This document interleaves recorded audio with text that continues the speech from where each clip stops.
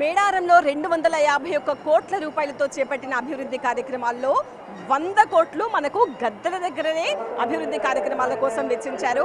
మరి గద్దెల దగ్గర ఎలాంటి అభివృద్ధి కార్యక్రమాలు చేశారు, ఏమేమి మార్పులు జరిగాయి అనేది ఒక్కసారి మీకు నేను క్లియర్గా చూపించే ప్రయత్నం చేస్తాను. ఇంతకు ముందు మేడారం వచ్చిన వాళ్ళకి, టీవీలో చూసిన వాళ్ళకు ఖచ్చితంగా ఒక ఐడియా ఉండే ఉంటుంది. ఫస్ట్ మనకు కనిపిస్తోంది సమ్మక్క గద్దె, ఆ పక్కనే సమ్మక్క కూతురైన సారక్క గద్దె కనిపిస్తోంది కదా. ఈ రెండు ఇలాగే ఉన్నాయి, ఇంతకుముందు కూడా ఇలాగే ఉండేవి ప్లేస్. అయితే సమ్మక్క గద్దెకు ఆపోజిట్గా మనకు పగిడిద్దరాజు గద్దె కనిపించేది, సారక్క గద్దెకు ఆపోజిట్గా గోవిందరాజు గద్దె కనిపించేది. 4 గద్దెలు కూడా 4 మూలల్లో ఉన్నట్టుగా ఉండేది.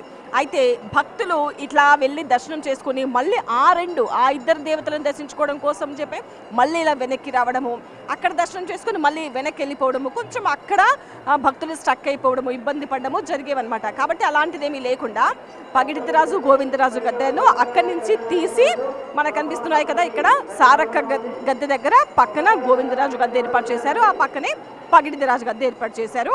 ఇది ఒక ప్రధానమైన మార్పు అభివృద్ధి కార్యక్రమాల్లో.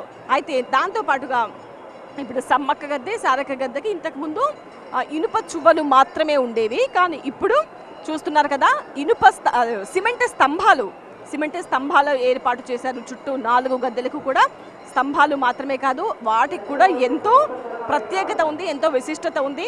ఆ స్తంభాల పైన గిరిజన సంస్కృతి సంప్రదాయాలు ప్రతిబింబించే విధంగా రాతి శిల్పాలు చెక్కించారు. అవన్నీ కూడా ఏకశిలతో ఏర్పాటు చేసిన స్తంభాలు.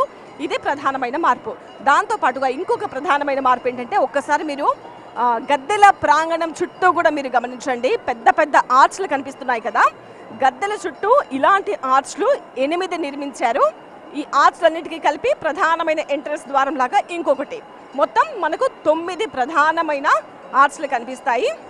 ఈ ఆర్చులు కూడా మామూలుగా ఇటుక మీద ఇటుక పెట్టి నిర్మించిన ఆర్చులు కాదు, ఏకశిల, ఏపీలోని రాయచోటి నుంచి తీసుకొచ్చిన, గనుల్లో నుంచి తీసుకొచ్చిన ఏకశిలతోటి ఇక్కడ ఆర్చులు ప్రతిష్ఠించారు. దాని మీద కూడా గిరిజన సంస్కృతి సంప్రదాయము, వాళ్ళ ఆచార వ్యవహారాలు, కళారూపాలు, వాళ్ళ ఆహార్యం ఎలా ఉంటుంది, వాళ్ళ జీవనశైలి ఎలా ఉంటుంది, వాళ్ళు ప్రకృతితో ఎలా మమేకం అవుతారో అవన్నీ కూడా ఆ స్తంభాల పైన చెక్కించారు. దాంతోపాటుగా మీరు ఇక్కడ ఇంకొకటి కూడా గమనించవచ్చు, గద్దెల ప్రాంగణం చుట్టూ ఇంతకు ముందు ఇలాంటి ప్రాకారం లేదు.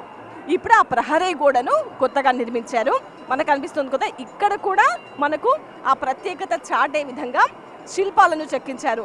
ఆ 4 మూలల్లో కనిపిస్తోంది కదా పలక, అదంతా కూడా ఒకే శిలను అక్కడ ఏర్పాటు చేసి దానిపైన కూడా చెట్లు, వాగులు, వాళ్ళు ప్రకృతితో మమేకమయ్యే విధానము, వాళ్ళ వృత్తి, అవన్నీ కూడా అక్కడ ప్రతిబింబించే విధంగా అక్కడ ఏర్పాటు చేశారు. ఈ బొమ్మలని కూడా యూనివర్సిటీ విద్యార్థులు ఇచ్చిన రిఫరెన్స్, గిరిజన విద్యార్థులు ఇచ్చిన రిఫరెన్స్తో ఏర్పాటు చేశారు. అలాగే అక్కడ మనకు వెదురు బొంగుల్లాగా కనిపిస్తున్నాయి కదా, అవి కూడా సిమెంట్తో కాకుండా శిలలతో ఏర్పాటు చేసిన వెదురు బొంగులు. సో ఎందుకు ఇన్ని మార్పులు చేశారు అని అంటే, 7 భక్తుల సంఖ్య పెరుగుతోంది. ఆ సంఖ్యకు తగ్గట్టుగా ఇక్కడ అభివృద్ధి కార్యక్రమాలు ఉండాలి. రాబోయే తరానికి కొన్ని 100 ఏళ్ళైనా సరే మేడారం చరిత్ర అనేది నిక్షిప్తంగా ఉండాలి శిలల పైన. సో అవన్నీ కూడా భావితరాలకు అందించే ఉద్దేశంతో ఇంతటి అభివృద్ధి కార్యక్రమాలు చేసింది తెలంగాణ ప్రభుత్వం. వచ్చిన భక్తులందరూ కూడా ఈ మార్పును అనేది చాలా ఆనందిస్తున్నారు. చూసిన తర్వాత ఎంత అద్భుతంగా మారిపోయింది మేడారం అనేది చాలా సంతోషం వ్యక్తం చేస్తున్నారు. కెమెరా పర్సన్ శ్రీధర్తో సంధ్య, TV9 మేడారం నుంచి.